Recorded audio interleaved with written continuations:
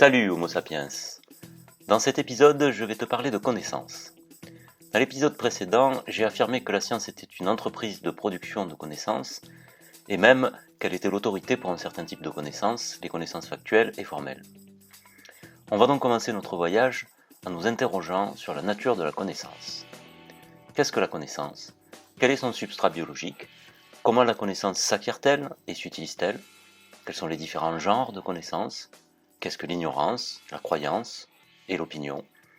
Voici les questions au programme de cet épisode qui nous feront avancer dans la compréhension de ce qu'est la science.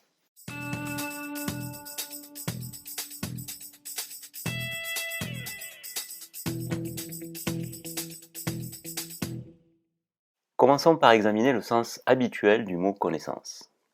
Si on regarde dans un bon dictionnaire comme le Trésor de la langue française informatisée, on voit qu'il définit la connaissance comme étant l'acte ou le fait de connaître quelque chose et précise qu'il s'agit d'un acte de la pensée qui saisit un objet par les sens ou non, avec une implication plus ou moins grande du sujet.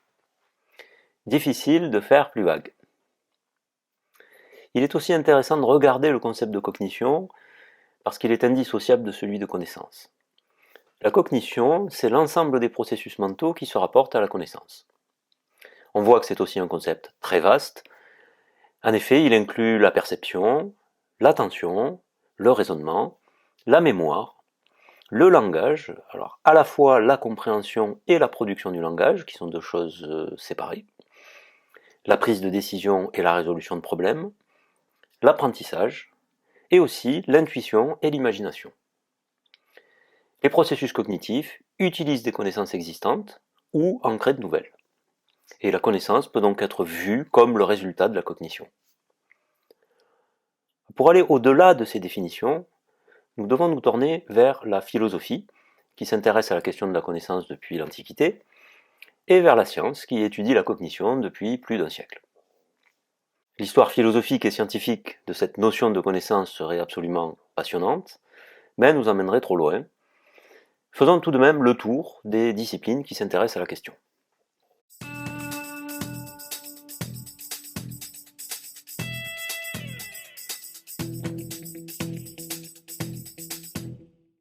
En philosophie, c'est bien sûr la théorie philosophique de la connaissance, à savoir l'épistémologie, qui est au cœur de l'enquête sur la connaissance. Alors l'épistémologie peut se diviser en deux parties. Il y a d'une part l'épistémologie descriptive, qui existe depuis l'Antiquité, et qui étudie la connaissance pour ce qu'elle est. Elle se pose des questions de fait, comme comment connaissons-nous X ? Existe-t-il des objets inconnaissables ? Y a-t-il des liens, et si oui, lesquels, entre le sujet connaissant, c'est-à-dire la personne qui possède la connaissance, et la connaissance elle-même ?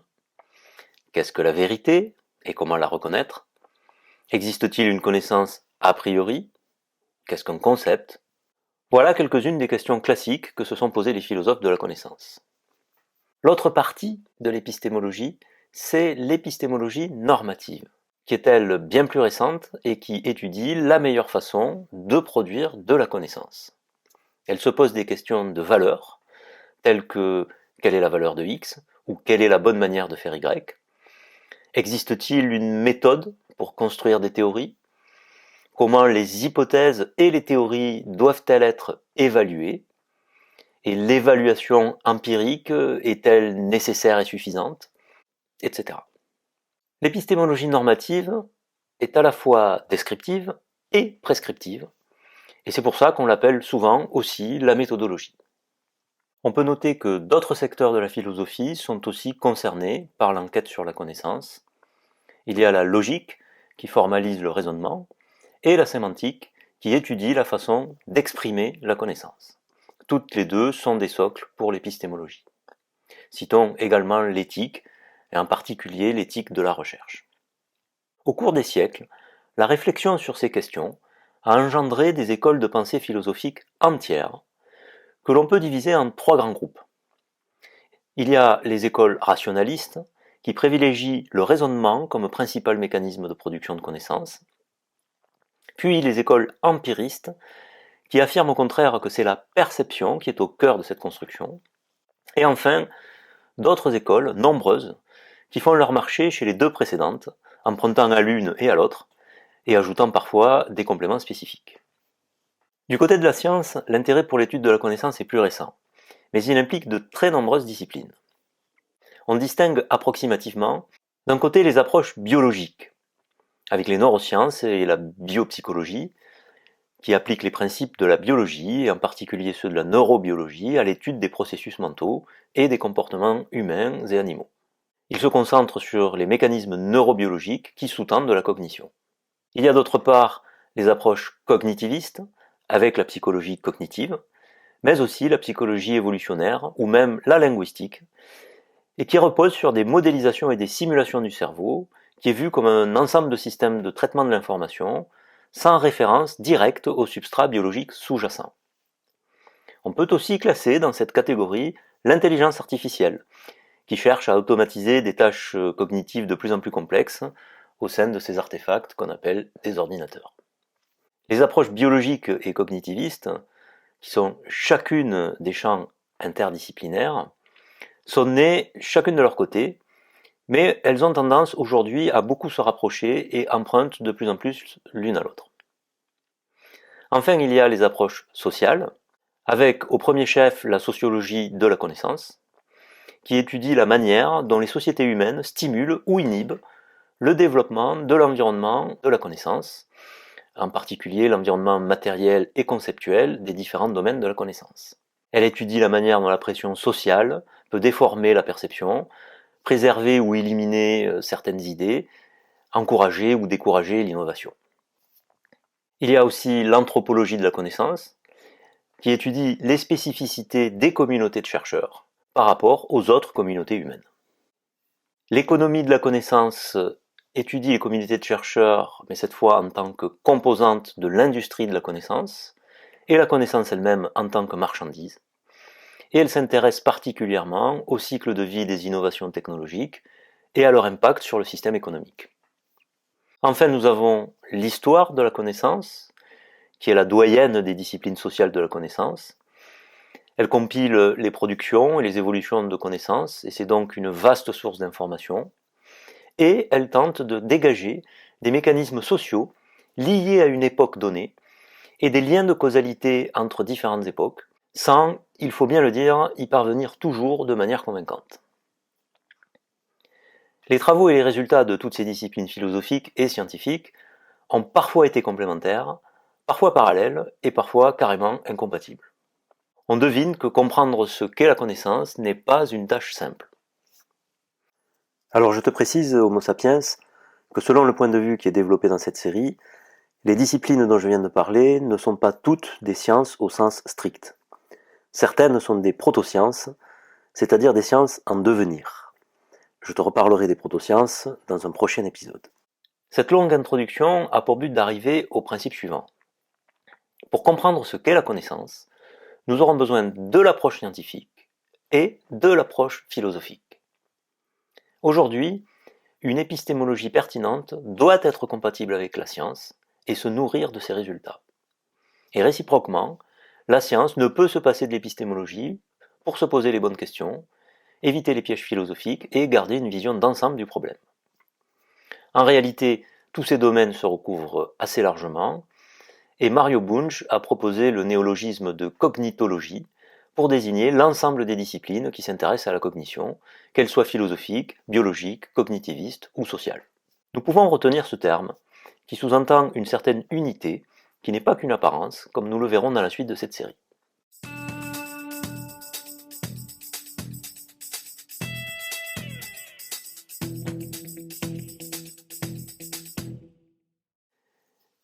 Les disciplines de la cognitologie ont dégagé au fil du temps plusieurs principes fondamentaux. Voici lesquels. Le premier principe est le suivant. Le cerveau est l'organe de la cognition. L'idée que la cognition soit un processus biologique est apparue dans la seconde partie du XIXe siècle, avec les débuts de la psychologie expérimentale et de la psychologie comparative. Elle n'a cessé d'être confirmée depuis, par de nombreux exemples de changements cognitifs faisant suite à une altération anatomique du cerveau, puis par une multitude de travaux de recherche en neurosciences qui ont mis en évidence comment des changements d'activité cérébrale entraînaient des modifications de comportement et de connaissances. L'exemple fondateur remonte à 1848. Le contremaître des chemins de fer Phineas Gage se fait perforer le crâne par une barre de fer à la suite d'une explosion intempestive, et la majeure partie de son lobe frontal gauche est détruit. Mais Phineas survit. Toutefois, son entourage constate des changements drastiques de sa personnalité. Il devient d'humeur instable, grossier, capricieux, au point que ses amis disent de lui que ce n'est plus Phineas Gage. Le cerveau est donc le réceptacle de la connaissance, et les processus cognitifs sont des processus cérébraux. Toutes les activités cognitives, du reniflement à la création de la théorie des ensembles, sont donc des processus biologiques. Bien sûr, dans le cas des animaux sociaux, dont nous faisons toi et moi partie, Homo sapiens, ce sont aussi des processus sociaux. Il n'en reste pas moins que la biologie est le socle sur lequel toutes les disciplines cognitives doivent s'appuyer. Le deuxième principe est celui-ci. La cognition est un ensemble de processus cérébraux qui se déroulent dans un sous-système ou un autre d'un système nerveux plastique. Alors examinons ces différents concepts d'un peu plus près. Qu'est-ce qu'un système nerveux plastique?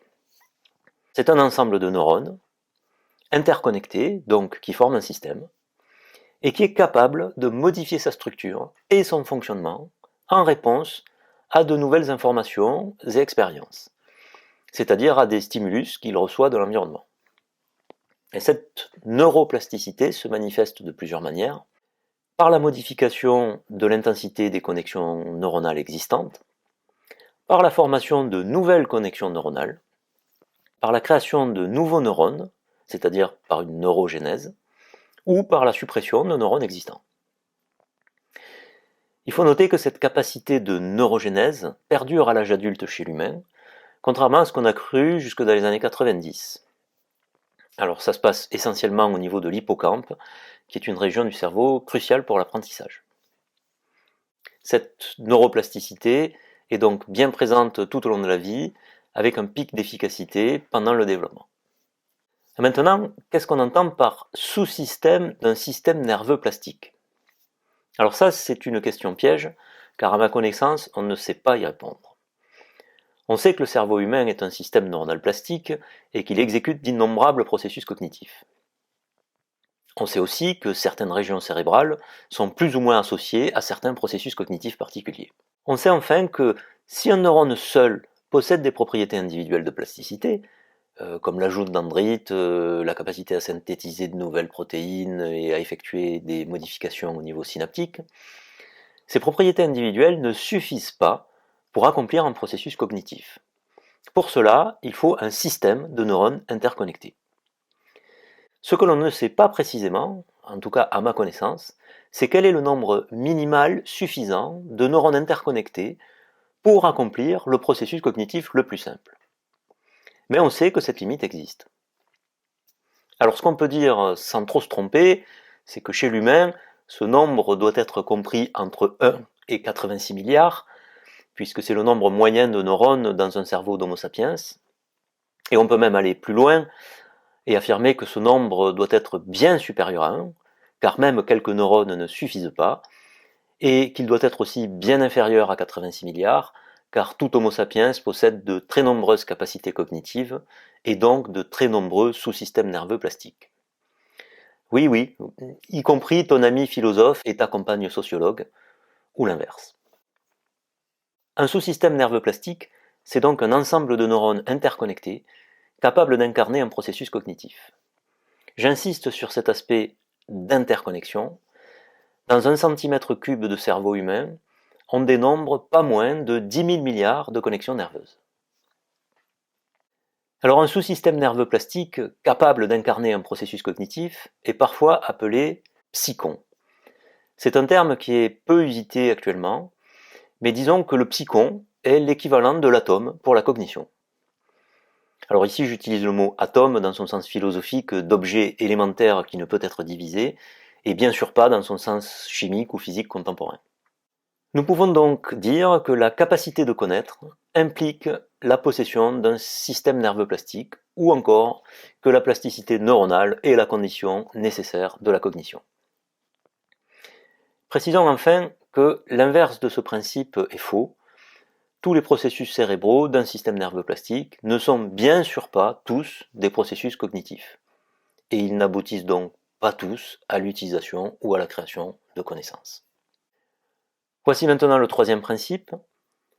Tous les sous-systèmes nerveux plastiques d'un animal sont couplés entre eux et forment un supersystème.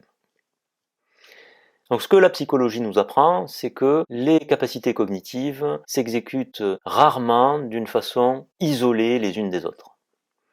Donc les processus cognitifs sous-jacents ne sont pas complètement indépendants. Chaque sous-système nerveux plastique est interconnecté avec d'autres. On peut en déduire que le cerveau est donc un supersystème dynamique de systèmes neuronaux plastiques en perpétuelle reconfiguration qui crée, défait ou réorganise ces sous-systèmes neuronaux et les connexions qu'ils entretiennent entre eux. Le quatrième principe trace une démarcation au sein du monde vivant. Certains animaux possèdent des systèmes nerveux plastiques et d'autres non. En effet, la plasticité neuronale est une propriété loin d'être présente chez tous les êtres vivants. À ce jour, elle semble principalement associée au cerveau des mammifères et des oiseaux, qui ont des capacités d'apprentissage, de mémorisation et d'adaptation aux stimulus environnementaux bien plus élevées que celles des autres espèces. Il semblerait que des formes de vie plus simples, comme certains poissons et certains invertébrés, montrent également une forme de plasticité neuronale, bien qu'elle soit beaucoup moins développée que celle des mammifères et des oiseaux. Cette démarcation est donc un peu floue, mais elle existe et elle est pertinente. Enfin, le cinquième principe nous dévoile ce qu'est la connaissance au sens biologique, c'est-à-dire dans son sens le plus fondamental. Tout animal doté de sous-systèmes nerveux plastiques est capable d'apprendre. On associe donc la plasticité neuronale d'un sous-système suffisamment grand de neurones interconnectés à la capacité d'apprendre.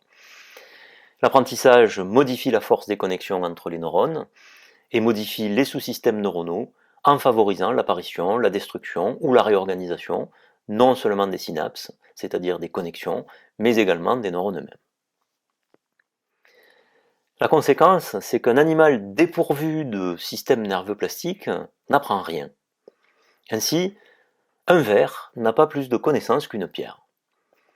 Lorsque le ver se retire d'un stimulus nocif, tout ce qu'il fait, c'est d'inhiber ou de bloquer certaines voies neuronales, mais il n'en crée pas de nouvelles. Alors généralement, on distingue l'acquisition d'une nouvelle connaissance de l'utilisation d'une connaissance préalablement acquise. Dans le premier cas, il semble qu'un nouveau sous-système nerveux plastique soit créé, alors que dans le second cas, c'est un sous-système nerveux plastique existant qui s'active. Cette distinction reste assez artificielle, car les deux processus sont mêlés, et le second peut être vu comme la continuation du premier.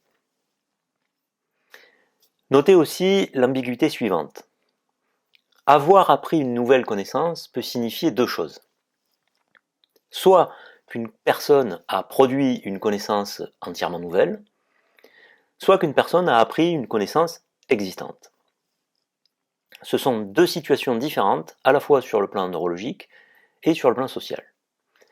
Dans le premier cas, il y a la formation d'un sous-système nerveux plastique d'un type nouveau, qui n'a jamais existé auparavant dans l'histoire évolutive d'Homo sapiens. Du point de vue social, cette connaissance est originale, et c'est la première fois qu'elle devient disponible pour les autres Homo sapiens. Dans le second cas, il y a formation d'un sous-système nerveux plastique similaire à celui qui existe déjà dans le cerveau d'un autre Homo sapiens. Cette connaissance existante se transmet par des mécanismes qui impliquent donc d'autres individus, à travers l'éducation par exemple, et elle dépend donc aussi de facteurs sociaux. Enfin, une remarque importante par rapport à ces principes. Pendant la vaste majorité de l'histoire évolutive de notre espèce, le savoir n'a été que cela, des processus cognitifs se déroulant dans des cerveaux humains.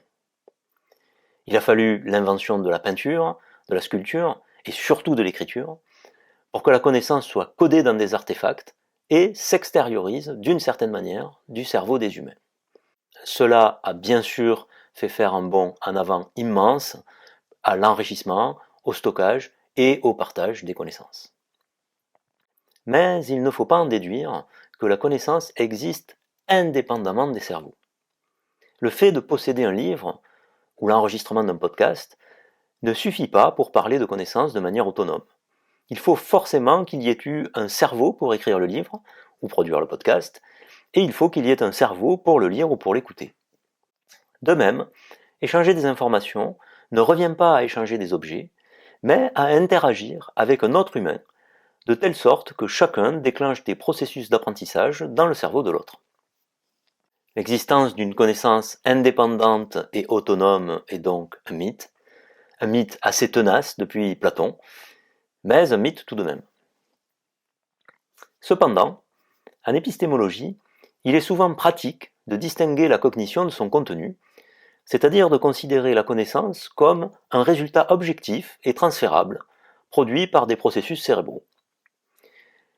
Quand l'objectif est d'évaluer la validité ou l'utilité d'une connaissance, peu importe dans quel cerveau ont eu lieu les processus cognitifs associés, que ce soit chez Hypatie d'Alexandrie ou chez Éminothère à Erlangen, cela ne change pas le résultat de l'évaluation. Cela ne présente aucun inconvénient, à condition de bien se souvenir que l'on manie une fiction, et pas que l'on affirme l'existence d'idées autonomes comme le faisait Platon, et n'en déplaise à Hypatie qui était néo-platonicienne.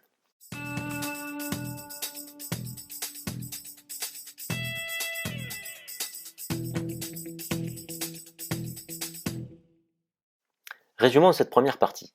La connaissance est étudiée par des disciplines philosophiques, comme la sémantique, l'épistémologie, la méthodologie, par des disciplines scientifiques, comme les neurosciences, la psychologie, et par diverses disciplines sociales.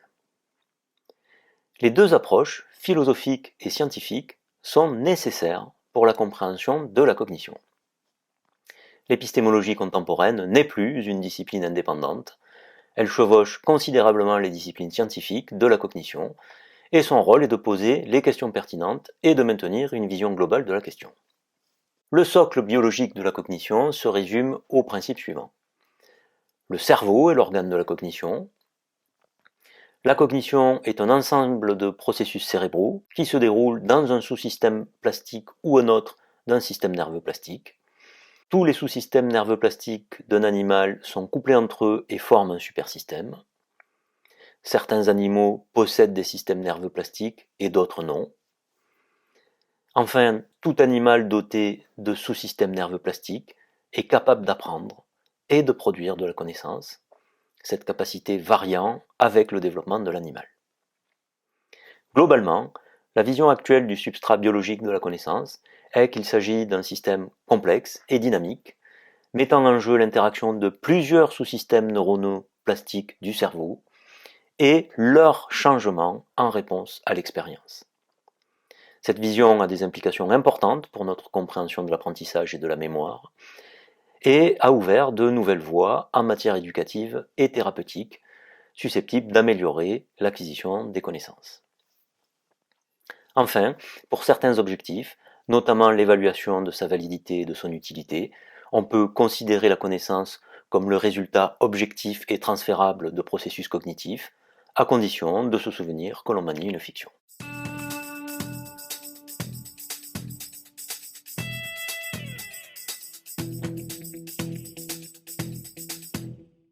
Nous allons maintenant laisser derrière nous le substrat biologique de la cognition pour nous intéresser à la classification de la connaissance. Dans cette deuxième partie, on parlera d'abord des modes de la connaissance, c'est-à-dire les différentes façons de connaître, puis on s'intéressera aux différentes classes de connaissances. Traditionnellement, on distingue trois modes ou sources de connaissance. Tout d'abord, la connaissance sensorimotrice, qui est la connaissance par l'action. C'est par exemple savoir marcher ou savoir boiter, ou encore savoir taper sur un clavier d'ordinateur, y compris maladroitement.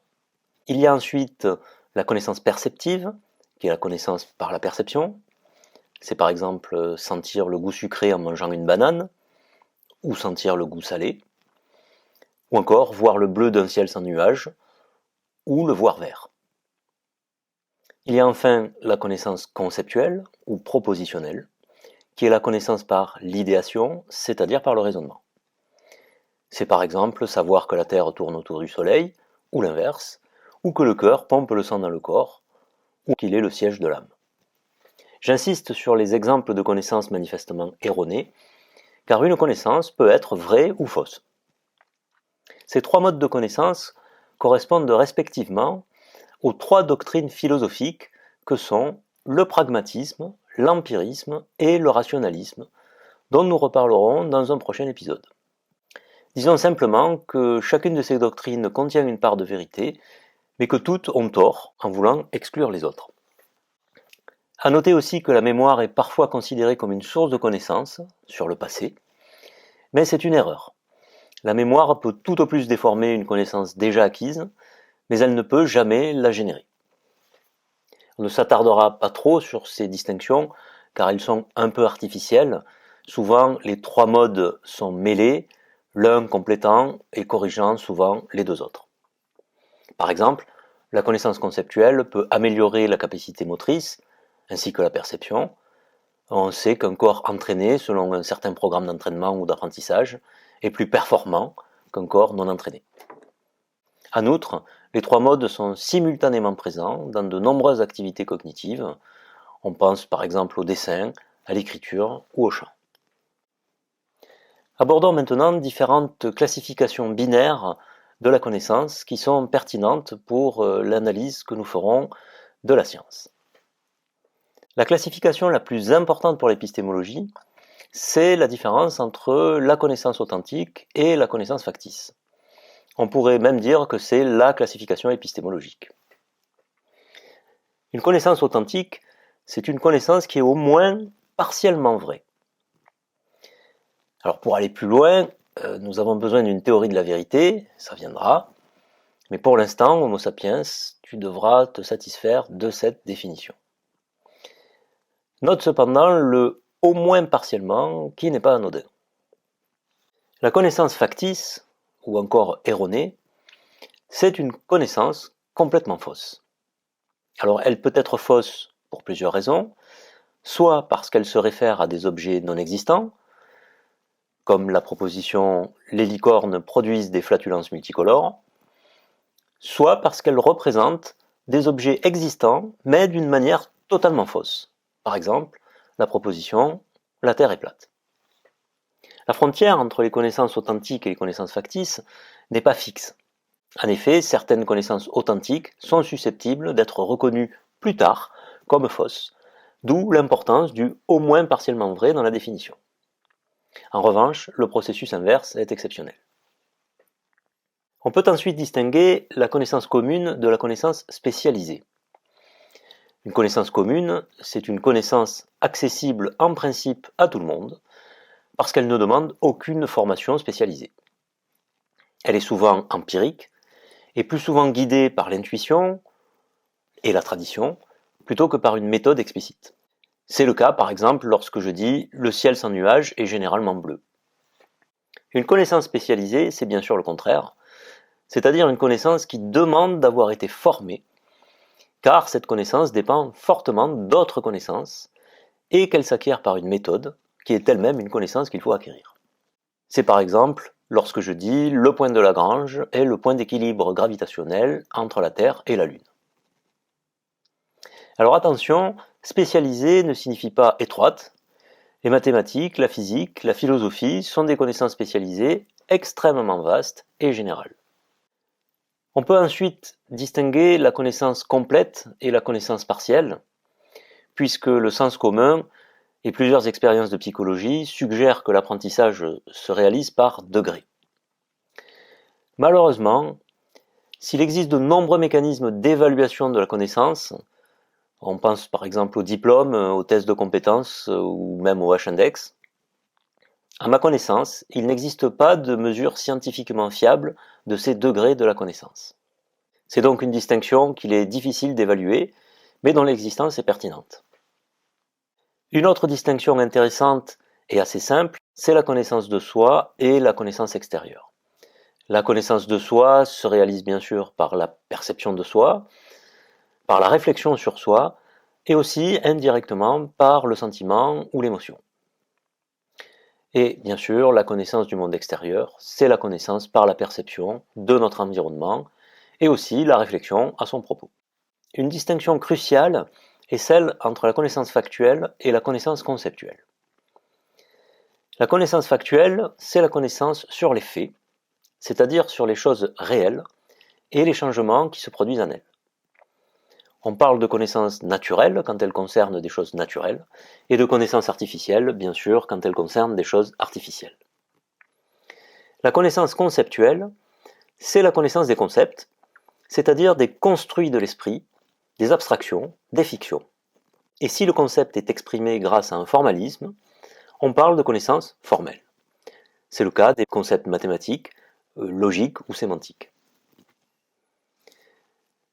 La connaissance conceptuelle peut être liée à la connaissance factuelle, mais ce n'est pas obligatoire. Par exemple, je peux connaître une théorie atomique, qui est un concept, et dans ce cas, je saurai quelque chose sur les atomes eux-mêmes, qui ne sont pas des concepts, mais des choses réelles, à condition bien sûr que la théorie atomique en question soit raisonnablement vraie. Oui, je sais, Homo sapiens, nous n'avons pas encore parlé de la théorie de la vérité, donc je ne peux pas en dire plus que ça.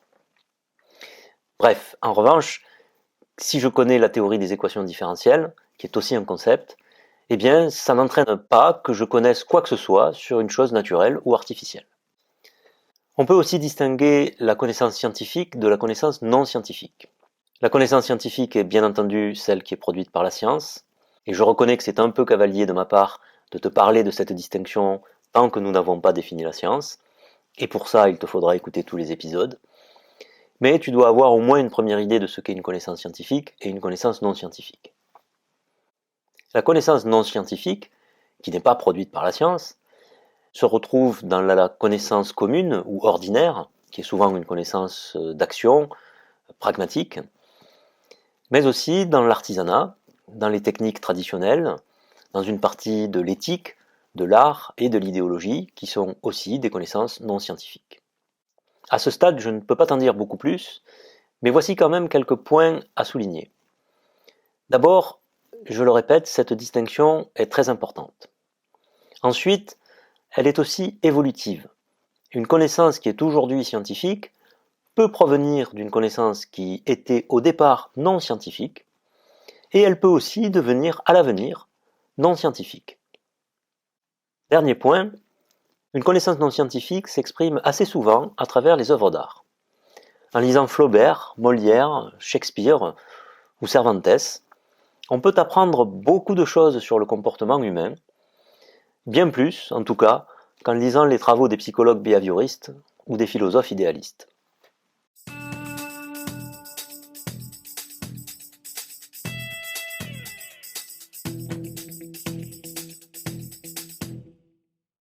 Examinons maintenant la différence entre la connaissance explicite et la connaissance implicite. La connaissance explicite, c'est la connaissance qu'on a pleinement conscience de posséder et que l'on peut donc exprimer et communiquer aux autres. On appelle aussi ce type de connaissance le savoir que, ou encore la connaissance propositionnelle, parce qu'on peut l'exprimer sous forme de proposition. C'est par exemple, je sais qu'il faut des œufs pour cuisiner un flan. Ou encore, je sais que les gamètes ne contiennent qu'un seul exemplaire de chaque chromosome. La connaissance tacite, c'est une connaissance qu'on ne peut pas exprimer ou communiquer aux autres, parce qu'on a seulement partiellement conscience de son existence, voire pas conscience du tout. On appelle aussi ce type de connaissance le savoir-faire, ou encore la connaissance procédurale, parce qu'on exécute une procédure plus ou moins inconsciemment. Alors c'est par exemple, je sais parler, mais je ne sais pas l'expliquer. Je sais faire du vélo, mais je ne sais pas dire comment. Ou encore, je fume, mais je ne sais pas pourquoi. Les connaissances tacites s'acquièrent par la pratique, ou sont partiellement ou complètement héritées. Ainsi, certains animaux, comme les singes ou les dauphins, possèdent des capacités innées de communication, bien qu'elles soient limitées. Si tu veux en savoir plus sur les connaissances tacites, partiellement ou complètement innées, Homo sapiens, je te renvoie vers la série d'épisodes à venir qui sera consacrée à la psychologie évolutionnaire. Quoi qu'il en soit, l'existence des connaissances tacites montre que si nous croyons être très intimes avec nous-mêmes, en réalité, nous nous connaissons plutôt mal. Une autre distinction importante concerne la connaissance objective et la connaissance subjective. Une connaissance subjective est une connaissance qui est explicite, c'est-à-dire communicable, publique, c'est-à-dire partagée avec d'autres individus, et intersubjective, c'est-à-dire que ces autres individus l'ont comprise et la soutiennent. En plus de tout cela, cette connaissance doit être testable, soit empiriquement, soit conceptuellement. Note bien la différence entre l'intersubjectivité et l'objectivité. Une connaissance objective doit être testable, et cela exclut, par exemple, les dogmes, qui pourtant sont des connaissances intersubjectives. Le consensus, au sens d'une communauté, est donc une condition nécessaire, mais pas suffisante pour pouvoir parler d'objectivité. Quant à la testabilité, si tu veux en savoir plus sur ce qu'elle est, Homo sapiens, il te faudra attendre là aussi un prochain épisode. La connaissance subjective, c'est bien sûr toute connaissance qui n'est pas objective. Précisons enfin que la notion de vérité ne joue aucun rôle dans celle d'objectivité. Une déclaration peut être objective et fausse, ou vraie et pas objective. Par exemple, la proposition 2 plus 2 égale 5 est objective et fausse, tandis que la proposition « je ne suis pas sûr d'arriver à finir cette série de podcasts » est peut-être vraie, mais n'est pas objective.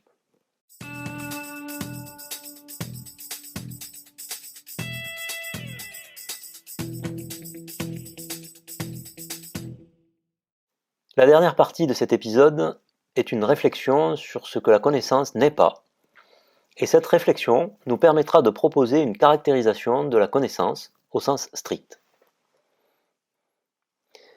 Alors quand on pense à ce que n'est pas la connaissance, ce qui vient en premier à l'esprit, c'est bien sûr l'ignorance.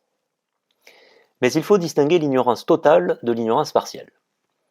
L'ignorance totale, c'est une absence de connaissance, c'est-à-dire une absence de processus cognitif associé. Si je te dis, Homo sapiens, que la technicouleur est une théorie de physique des particules, il y a de bonnes chances que tu n'en aies jamais entendu parler auparavant. Avant que je prononce cette phrase, il n'y avait aucun sous-système nerveux plastique dans ton cerveau qui soit associé de près ou de loin à ce concept de technicouleur. Et maintenant, il y en a un, même s'il doit être sans doute modeste. L'ignorance partielle, c'est dire « je sais que je ne sais pas ». Par exemple, je sais que je ne connais rien à la théorie de la technicouleur en physique des particules. Et savoir que l'on ne sait pas, eh bien c'est déjà une forme de connaissance, comme l'avait d'ailleurs compris Socrate. Et nous avons un avantage sur Socrate, nous savons que ça correspond à un processus cognitif et à un sous-système nerveux plastique. Il y a donc une différence claire et nette entre l'ignorance totale et l'ignorance partielle. Il nous faut ensuite regarder le cas des jugements de valeur et des croyances, et pour cela il va nous falloir réaliser une clarification de vocabulaire. Jusqu'ici, j'ai qualifié de cognitif tout processus cérébral d'acquisition ou d'activation de la connaissance. C'est le sens philosophique du mot cognitif, qui est attesté par exemple par le TLFI, et qui exclut donc les émotions, les sentiments, les jugements de valeur et les croyances. Mais avec l'avènement des sciences cognitives, le sens s'est quelque peu élargi pour englober tous les processus des sous-systèmes nerveux plastiques qui reçoivent, traitent ou utilisent de l'information. Et donc les émotions, les sentiments, les jugements de valeur et les croyances sont des processus cérébraux et dans ce sens sont donc aussi des processus cognitifs. Mais peut-on les qualifier de connaissances? Et si on ne peut pas, quel est le critère pour établir cette démarcation? Examinons les jugements de valeur. Un jugement de valeur, c'est une évaluation subjective qui ne s'attache pas à un fait ou à un système formel. C'est une opinion, et à ce titre, un jugement de valeur n'est ni vrai ni faux. Dans le secteur des jugements de valeur, on trouve par exemple l'éthique, l'esthétique et l'idéologie. Mais il faut noter que ces domaines contiennent aussi des énoncés factuels strictement descriptifs ou explicatifs, et que ces énoncés-là sont de la connaissance. C'est par exemple l'histoire des mouvements esthétiques. À noter également que tous les jugements de valeur ne se valent pas. Ils peuvent être plus ou moins informés par la connaissance authentique ou désinformés par la connaissance factice.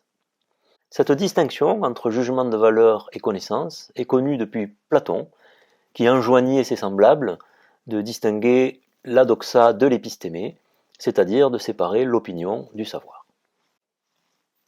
Pour terminer, examinons le cas de la croyance. Croire consiste à donner son assentiment à une proposition ou un ensemble de propositions parce qu'on la considère comme vraie, utile ou moralement souhaitable. Donc les religions, les mythes, les superstitions, les théories du complot, les pseudosciences et la partie subjective des idéologies sont des croyances. La croyance peut être considérée comme une forme de connaissance, et il est vrai qu'elle partage avec elle certaines propriétés, comme celle de combler l'ignorance. Mais d'autres propriétés les différencient. D'abord, il est possible de savoir sans croire.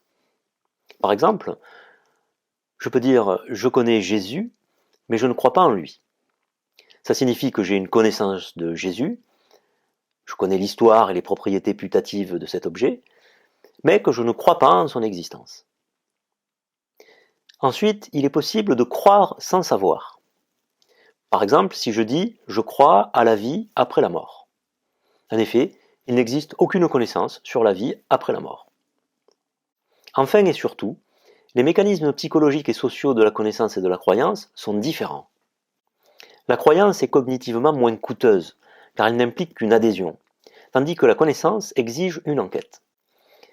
Et l'enquête est un type particulier de processus cognitif. C'est une cognition dirigée par une méthode et visant à atteindre un but. Pour toutes ces raisons, l'hypothèse selon laquelle les processus cognitifs de la croyance sont en grande partie distincts de ceux de la connaissance est une hypothèse assez raisonnable. La distinction entre la connaissance et la croyance ne réside donc pas dans la nature de l'objet qui est cru ou connu, ni dans la vérité des énoncés de connaissance ou de croyance, mais plutôt dans leur mécanisme cognitif, qui à leur tour implique une différence méthodologique. En fait, toute enquête comprend au moins 5 éléments. Il faut un enquêteur ou un groupe d'enquêteurs, un corpus de connaissances existant, mais incomplet, un ensemble de problèmes qui correspondent aux lacunes de ce fonds de connaissances, un ensemble d'outils, qu'ils soient conceptuels comme une méthode, ou matériels comme un dispositif expérimental, et un ensemble de buts qui peuvent être soit cognitifs, soit pratiques.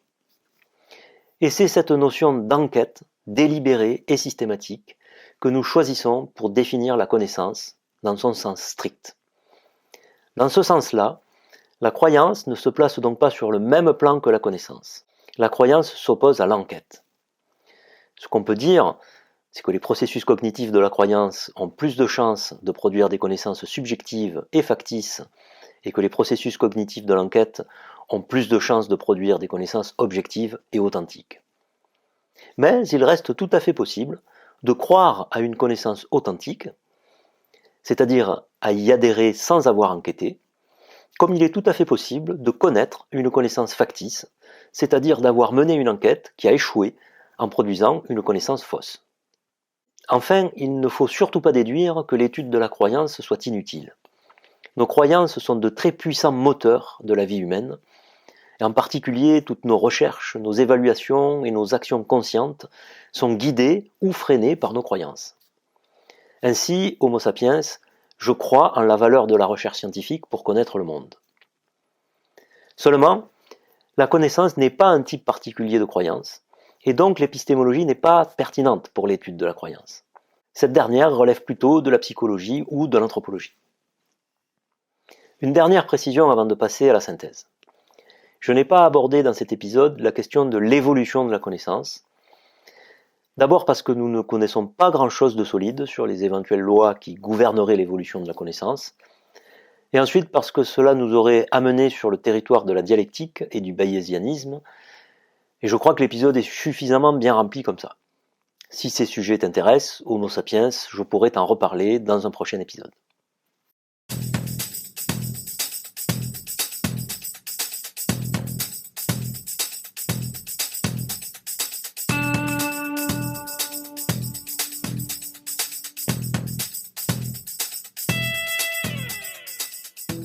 Ainsi se termine notre enquête préliminaire sur la connaissance, première étape sur la route qui mène à la caractérisation de la science. Dans cet épisode Homo sapiens, nous avons parlé du sens habituel des mots connaissance et cognition. Nous avons parcouru le panorama des disciplines qui s'intéressent à la connaissance et nous avons examiné les principes fondamentaux du substrat biologique de la connaissance. Nous avons également passé en revue les classifications binaires les plus importantes de la connaissance. Et enfin, nous avons défini la connaissance au sens strict comme étant le résultat d'une enquête délibérée et systématique, guidée par une méthode et un but, et cela la différencie de la connaissance au sens large, qui peut, elle aussi, être le produit de la croyance.